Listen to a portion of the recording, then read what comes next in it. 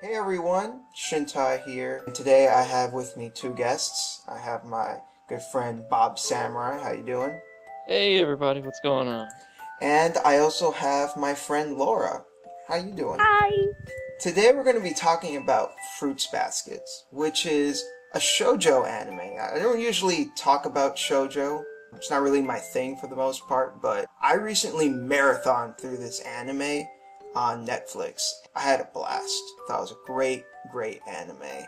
Laura, you said that this was the anime that actually got you into anime, so why don't you talk to us about that? When I was like 12, I started reading the books and then I realized it was like on my satellite channel and I watched it and oh my gosh, I was like, this is anime and this is the greatest thing that could ever happen. It was just a really great storyline and everything, and I don't know what else to say about it, but that it's just really good. Yeah, my little sister actually saw it before I did, and she said she saw it like 3 times already. She hasn't read the manga yet, but yeah, she really enjoyed it. I think this really rings very highly for a lot of girls.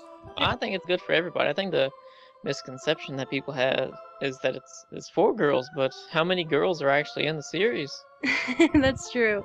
The main character, of course. If you really want to get technical, like Yuki's fan base, or like the fan club or whatever. Yeah, that's true. I'm gonna be honest, I think that was like probably the only thing about the show I really didn't like. I didn't really like the fangirls. I didn't think about that. No. And also the characters are made for like girls to fangirl over them in real life, kind of. Like there was one episode that was dedicated to the leader of the fan club, and that whole subplot just never interested me, and I just thought it was kind of annoying, honestly. Actually, I think there's 2 episodes that have the fangirls in it, and it just bothered me because there was no point to having them there at all. The characters really don't add anything to the story, and they don't really help the main characters develop in any way, so I just felt that it was just pointless filler. But I don't mean to start this off with something negative about the show, because this is a positive review for the most part. I think this is a really good anime. You learn about this character, Toru Honda, and she's actually sleeping out in the forest. Her mom dies, and she has nowhere else to live. So she is camping out in the forest, and it turns out that the forest that she's camping out on belongs to the Soma family. And then she gets involved with them, and there are 2 main characters of the Soma family, which you'll definitely need to learn about, is Yuki and... It's Kyo. Yeah, Kyo, and his other brother, Shigure. And they have this secret to them. They have this curse that whenever a member of the opposite sex touches them, they change into animals of the zodiac. And like one of them will turn into a cat, one of them will turn into just different animals of the zodiac. The thing with the anime, in pertaining to the zodiac, it actually doesn't cover all of the zodiac. And that's because the anime kind of cut short. It's like 24 episodes? I believe like 24 or 25. And then the rest of it is continued on in the manga.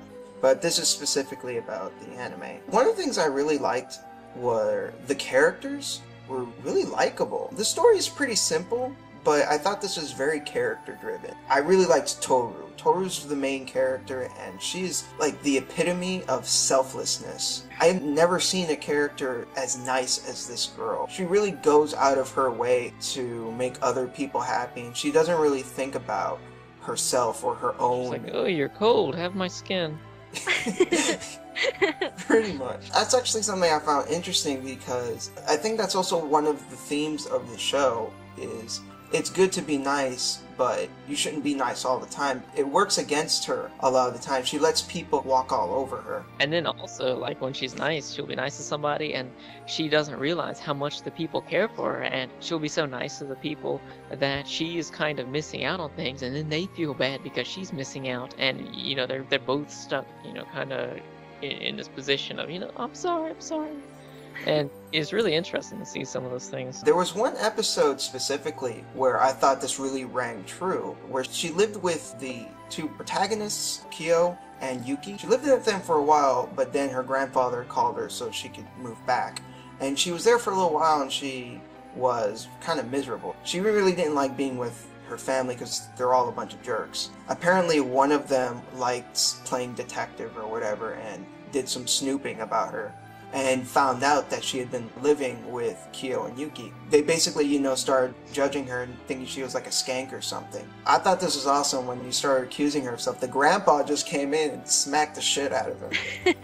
That was my least favorite part of it. I really dreaded seeing her with her family just because she was so unhappy with them. She only cared about her mom. She always had a picture of her mom with her. Remember that one part where, I don't know if it was New Year's or her birthday, where she had always spent it with, I think it was New Year's, she always spent it with her mom, and it was the first time that she didn't have her mom with her on New Year's. The Soma had a Soma family reunion or whatever, and they ended up going there and leaving her by herself. Oh, that was such a sad part. Yeah, and then the two of them felt really bad about it. Then they turned back so they can spend time with her. There's moments like that that's really warm. And one great thing about with the story, you meet a lot of different characters, and each character is very different from the next character.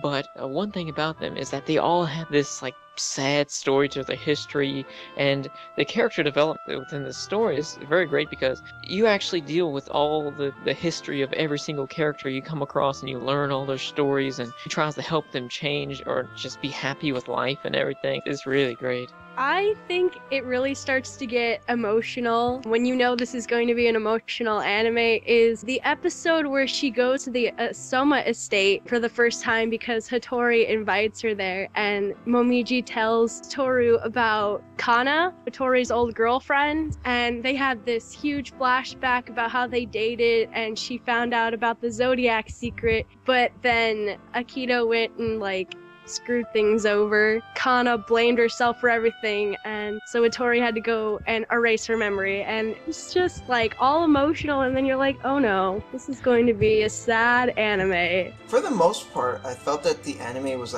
really happy and was very lighthearted, but there are times where it does get pretty sad, and you really feel for the characters because you've been going through kind of basically their daily lives with them, and you come to know them and sympathize for the characters.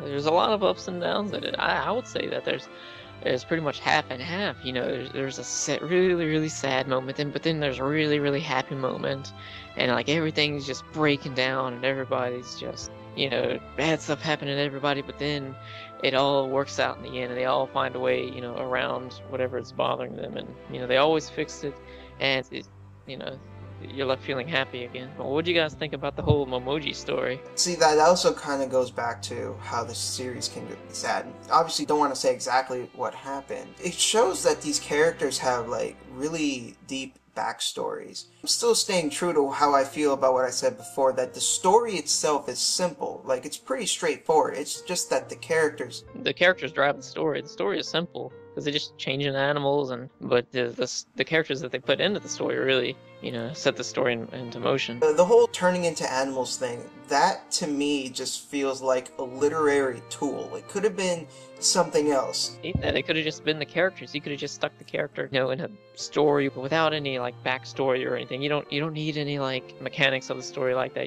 This happens when this happens, or you're set in a world where this exists, and you don't need any of that. You could just stick those people in a room and you'd have a story. But the way I saw it was, the writer kind of used it as an obstacle to kind of prove a point that you don't really need physical contact in order to know whether you really love someone or not. You don't need to always be physical in order to realize this is the person that I want to be with. I actually randomly bumped into this on Netflix, and I don't regret watching it. I really, really enjoyed it. I recommend to everybody to check this out on Netflix if you have it, or if not, go check out Netflix, then go check out this. One thing, I've got to say about the ending, I'm not going to spoil it or anything, but I just wish that it went longer, and it's one of these endings that are famous in anime, taken from a manga. It's that I guess they made the anime while they were writing this, and they just could not complete it because of the anime. Actually, Laura, you said that you read the manga, so can you tell us any differences or any interesting tidbits about the anime and the manga? For the most part, it keeps to the same story, except for the dialogues change, but that's kind of obvious for any anime manga switching to. And I think the only difference is the fact that it's longer. It takes it further. If you don't think it can go further, it proves you're wrong. That's pretty much what I have to say about that, because, They really do just take it straight from the book. Go with it. The art's a bit different, though, with the eyes. Okay, I think it's time to wrap it up. Overall, personally, I really enjoyed Fruits Basket. Like I said, I'm not really into shoujo. I think the only other one I've ever seen was Ouran Host Club, which I thought was pretty good.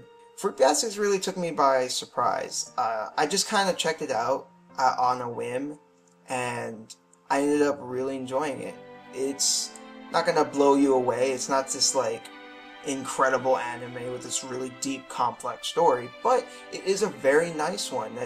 It's really easy to kind of jump into, and I think it's something that even people who normally don't like anime can kind of just easily jump into and get attached to the characters, really just enjoy the story. I could see some people getting started in anime over this. I guess if people aren't really into anime, they wouldn't really expect something that's animated to have such rich emotion as this. I definitely agree with that. And also, if you're curious into buying it, you don't have Netflix. It's like $30. You can get the new version of the special edition of it for like $30, I think. Just throw that out there. Alright, thanks both of you for being a part of this review. That's it. Take it easy, everyone. See you later, guys. Bye!